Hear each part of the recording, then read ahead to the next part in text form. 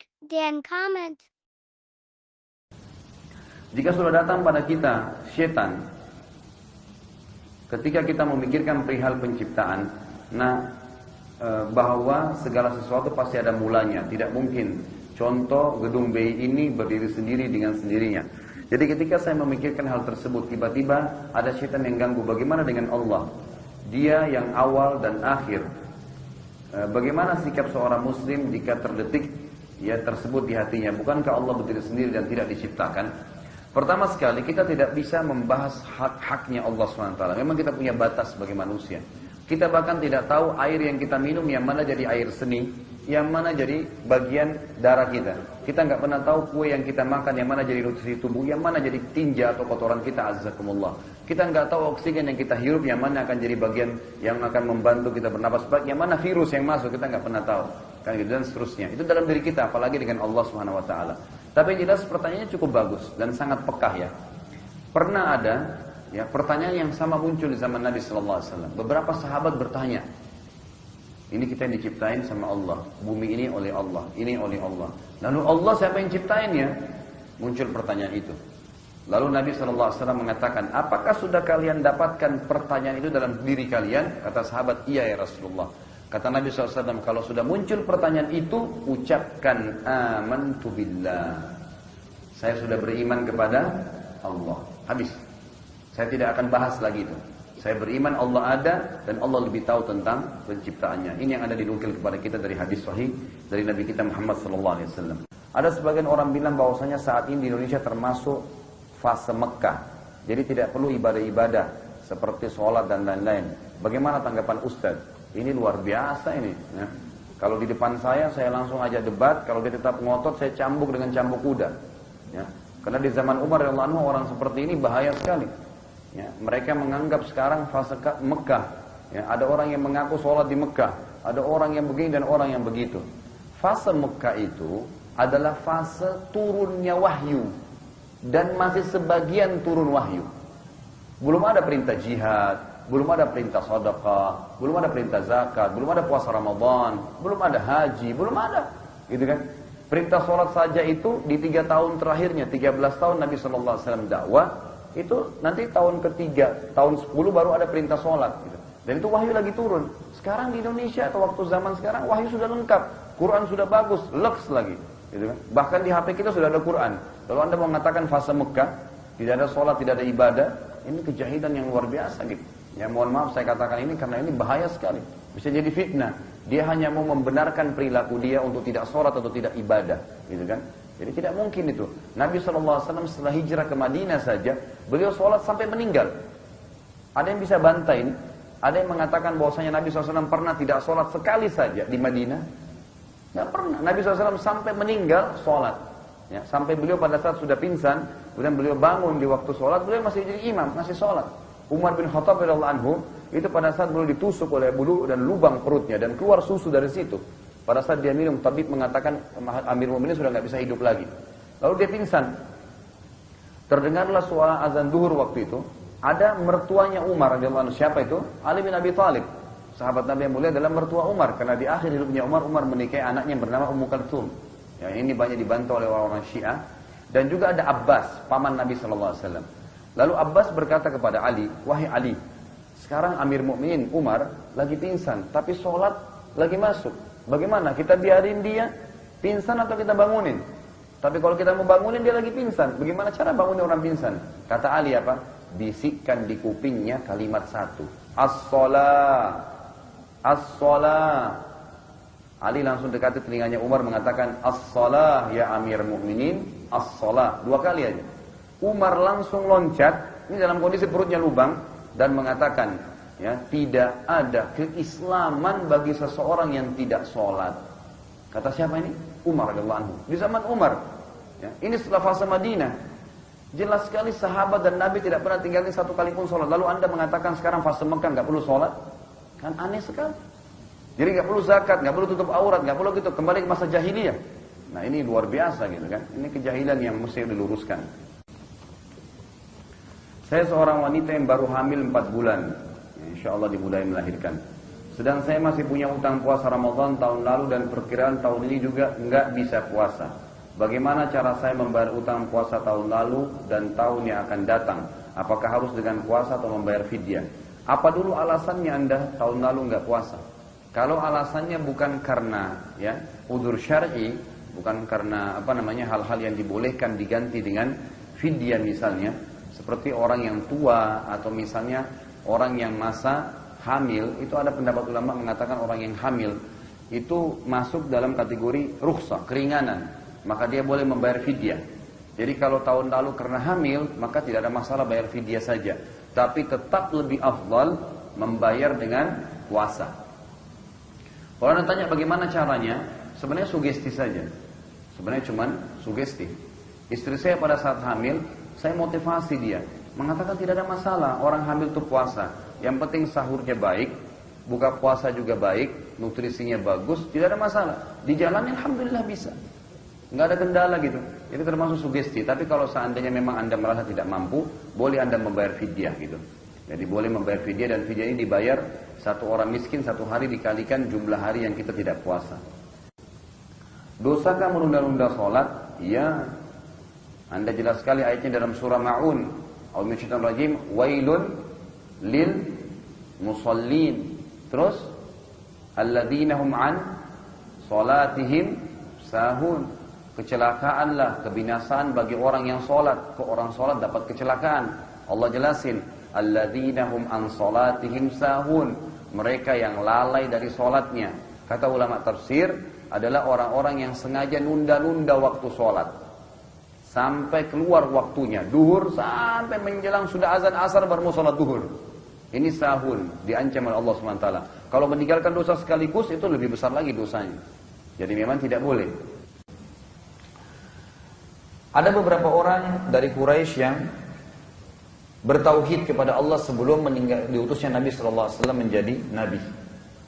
Ya, maksudnya di sini siapapun yang tidak nyembah berhala sebelum Nabi SAW diutus menjadi Nabi, ya, itu kalau meninggal masuk surga. Karena mereka masih berpegang dengan ajarannya Nabi Ibrahim alaihissalam. Tapi kalau ada yang menyembah berhala, seperti kakek Nabi SAW Abdul Muttalib, itu menyembah berhala meninggal dalam keadaan kufur, maka berarti masuk ke neraka, gitu kan? Disebutkan dalam buku sejarah bahwasanya ada 4 orang yang bertauhid kepada Allah sebelum Nabi SAW diutus menjadi Nabi.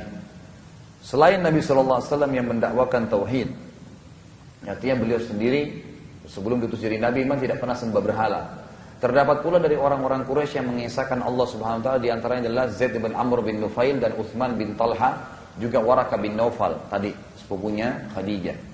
Mereka bertiga merasa terganggu dengan penyembahan berhala, maka mereka sepakat mencari orang yang paling pintar di muka bumi agar mendapatkan agama yang benar. Uthman bin Talha dan Waraka bin Naufal bertemu dengan seorang pendeta Nasrani, lalu keduanya masuk agama Nasrani. Sedangkan Zaid bin Amr bin Nufail mempunyai kisah sendiri. Kisahnya adalah setelah bertanya cukup banyak siapa orang yang paling pintar di muka bumi, maka ia ditunjukkan oleh sebagian masyarakat kepada seorang pendeta Yahudi. Lalu ia minta petunjuk dan meminta dituntun agar menganut agama Yahudi.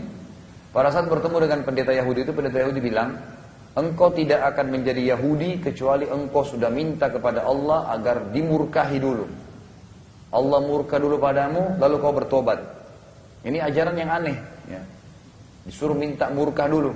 Jadi kita sekarang kalau ke Israel mau masuk agama Yahudi, naudzubillah, memang tidak ada yang mau masuk gitu kan.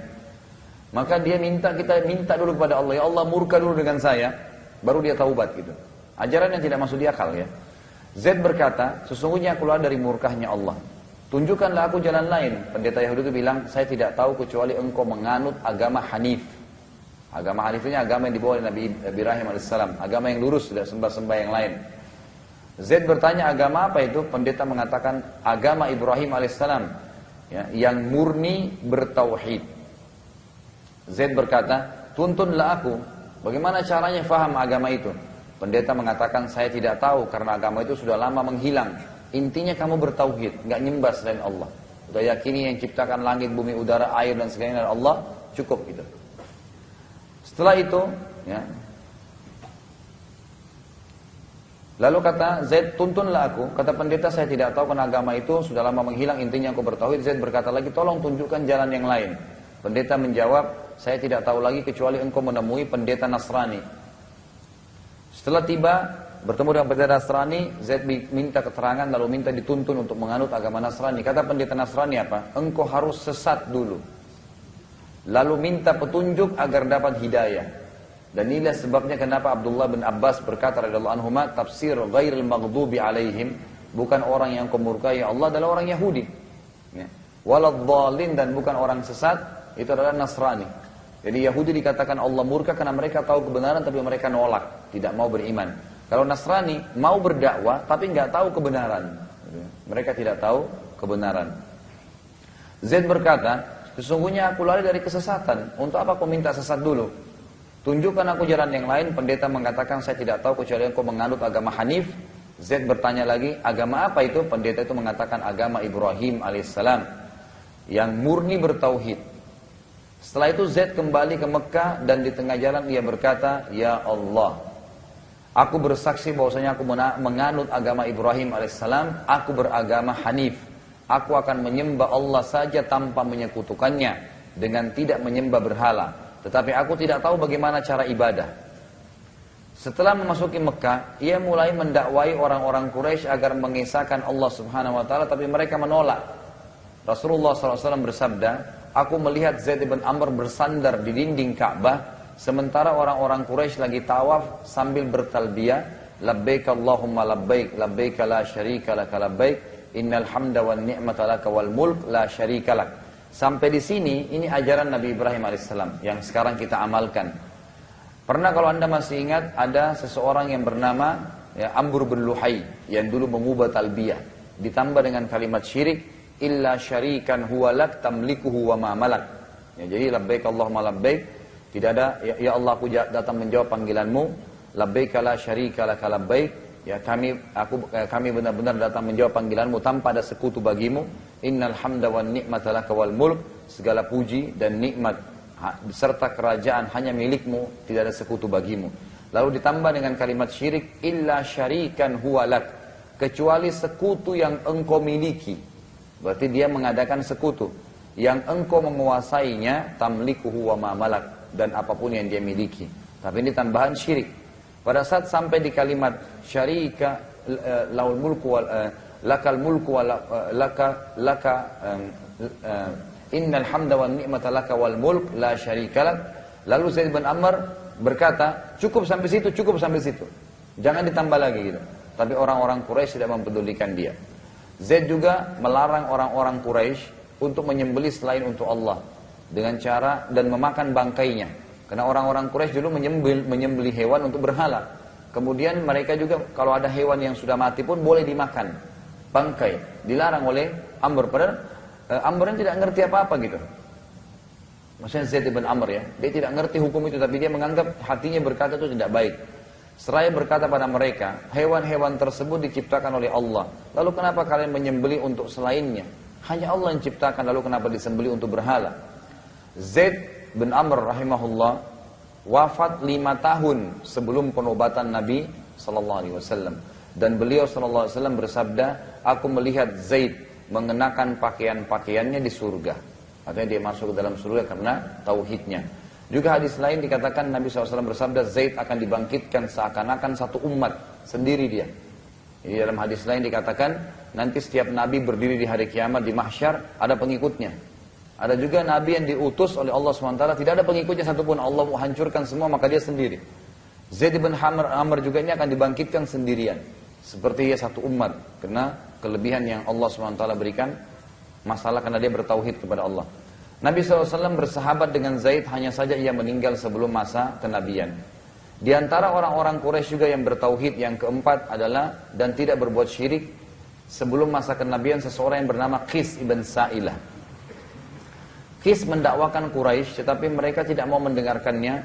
Bahkan mereka mengusir Qis, serta pada saat itu karena Qis melempari berhala-berhala mereka, dan akhirnya membuat Qis hidup sendiri di padang pasir. Qis berkata, Qis terkenal dengan sifat bijaksananya, dan orang-orang Arab seringkali meminta petunjuk serta nasihat-nasihatnya. Karena sudah lama tinggal di padang pasir, sampai-sampai ia bersahabat dengan hewan-hewan buas. Dinukil dalam beberapa kisah dikatakan ada seseorang yang datang padanya untuk meminta nasihat, dan orang itu melihat Kis sedang minum di sekitar beberapa ekor singa, yang dia sempat berkata kepada singa tersebut waktu berebut dengan temannya minum, sambil memukul tubuhnya singa itu mengatakan, berikanlah kesempatan pada temanmu untuk minum.